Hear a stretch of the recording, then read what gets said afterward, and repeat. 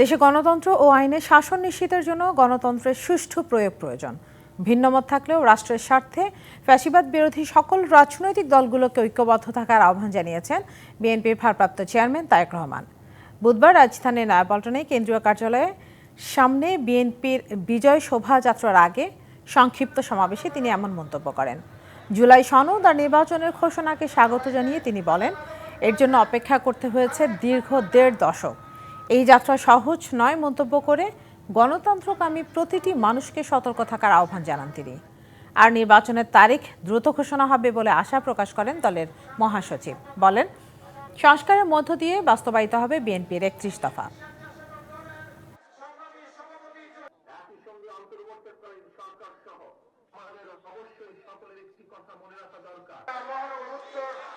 নির্বাচনের তারিখ ঘোষণা হবে খুব শিগগিরই।